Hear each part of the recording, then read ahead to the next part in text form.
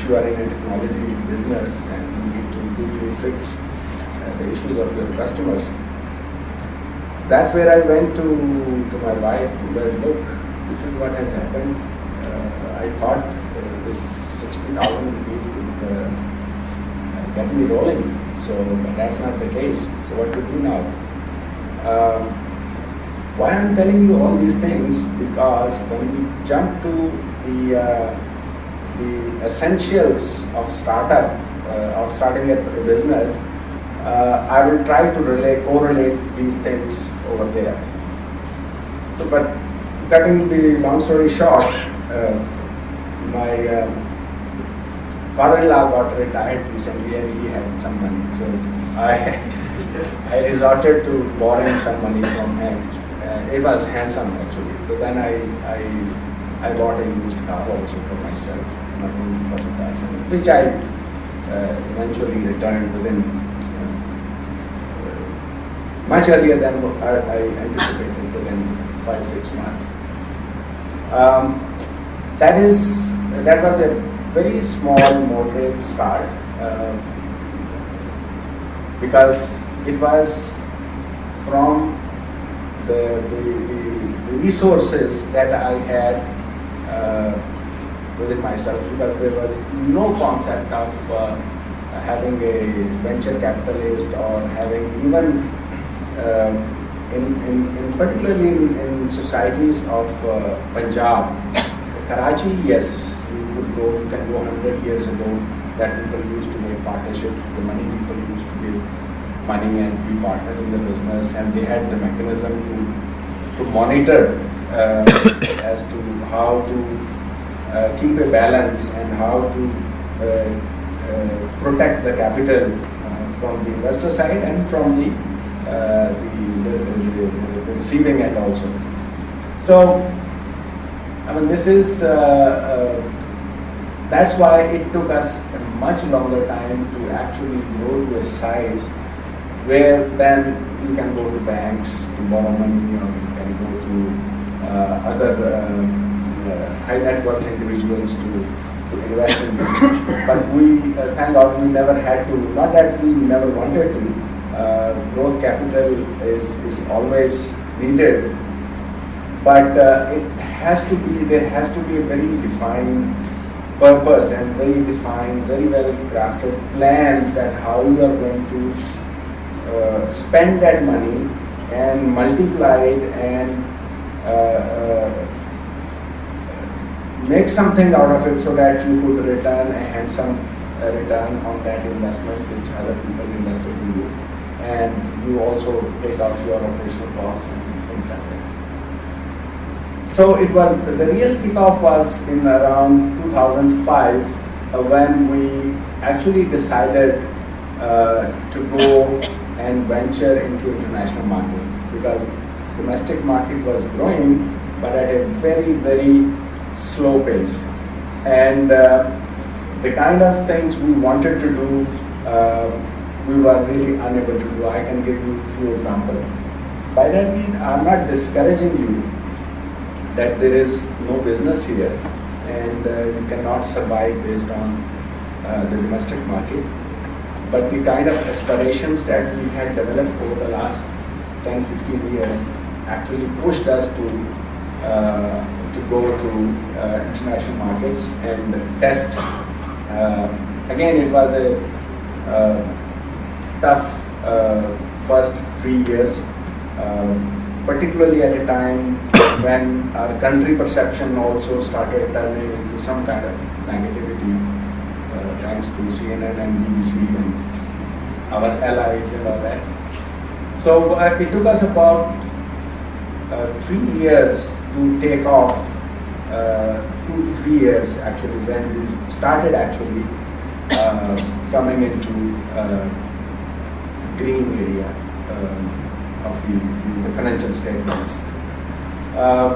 Then in 2007 and 8 was another milestone where we had to take our global business headquarters to Singapore, because lots of our friendly countries where we started doing business in Africa and Middle East, they even started showing reluctance to sign an agreement with Pakistan because of uncertainty, because of the perception and all that. So what we did that we then took our business headquarters to Singapore, being a neutral place. And to our surprise, Singapore government welcomed us. They supported us in various ways. Like for example, a similar organization as of PITB or PSAB is called IDA, Infocom Development Authority. They actually paid for 2 years. They paid for our office rent. They used to pay us about a handsome amount for our branding. For example, this Strategicom is a very famous company out of Singapore, works for IDA, Infocom Development Authority of Singapore. They did our global branding, and this logo that you see today, it's not merely logo. I mean, behind this, that was one small exercise that we did, but actually they taught us how to behave like an international company, how to present yourself, how to say no, how to say yes, and how to grow as a brand, not as a company or a collection of people. And that was really an eye opener. It was about $100,000 that Singapore government paid and got us branded in 2008 or 7. Then from there on, actually, we could see a surge in our business, and believe me, it worked so well that I never believed in branding so much as I witnessed with ourselves that people started actually believing us, and the brand strength was enhanced tremendously. That's where we actually started getting our hands, and we started getting attention of organizations like World Bank, Asian Development Bank, USAID. These were the funding organization which actually boosted our international business, because we were really not mature enough and skilled enough to venture into markets like Africa, where we were not too sure that whether people will pay us or not. So as a safe bet, we only pursued opportunities which were funded by World Bank. Like for example, the flagship projects that we both in Ghana Stock Exchange and the Ghana project, which is a continued project. It's a 5-7 years program, totaling about $60-70 million. So out of the global business that we do, bulk of the business that we do is funded business from World Bank and ADB, Asian Development Bank, African Development Bank, United Nations, and all that. And my recommendation to other companies, I always encourage them wherever I find an opportunity to communicate that these are the kind of businesses that we should pursue globally. If we do not have a brand of North American or European, so the best bet is to go after a safe business, which is from all these funded agencies business. And by the way, there is a sizable investments and funding that they have for Pakistan, for programs in Pakistan and projects in Pakistan. I'm starting from $100,000 assignments to several $1 billion assignments. Those can be easily identified. So, I mean, that's, today we are more or less just entered into our next phase, which is 2015. The milestone is that I will explain you later. Here is our financial performance for these last 5-7 years. You see that the real kickstart was in 2005 and 6, where we started adding our global revenue to our domestic revenue, boosted it to kind of nearly 2.5 billion rupees as of today. These are certain numbers, composition, that what is the domestic, what is global, and the 270 plus people, this much of revenue. It's really a very high value work that we do as a system integrators, but it does not mean that all the work is done by 270 plus people. We actually give away and outsource small pieces of work to other smaller companies or similar companies around us within Pakistan. Primarily in order to have all our delivery capability and leveraging our competitive edge from resources within Pakistan. So this is these are the locations that we serve today. Lahore being the headquarter and delivery center, Karachi, Islamabad, Singapore, just a global business headquarter.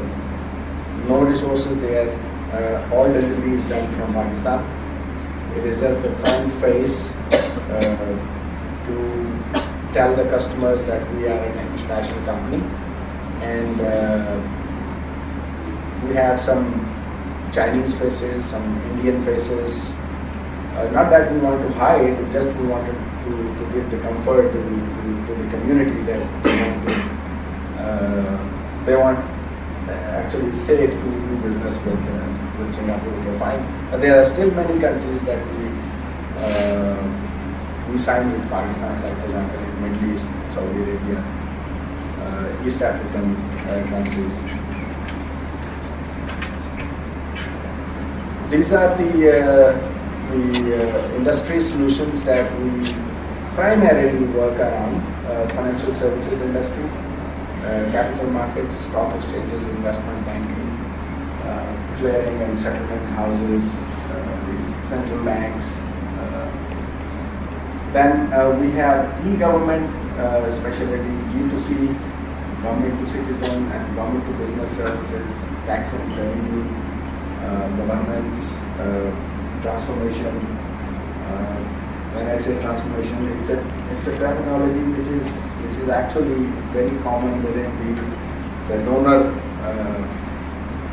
community, World Bank and ADB and other. They want to invest money in the countries based on certain parameters that the governments will be able to transform from traditional governments to a citizen-centric government, and they would be able to facilitate the businesses in order to improve the economic indicators of that particular country. So they tie with their themes and their programs around those things which have a social impact and economic impact on the country. That's why it's very exciting actually to get into these kind of, and over a period of last 5-7 years we have matured these methodologies, applications, and the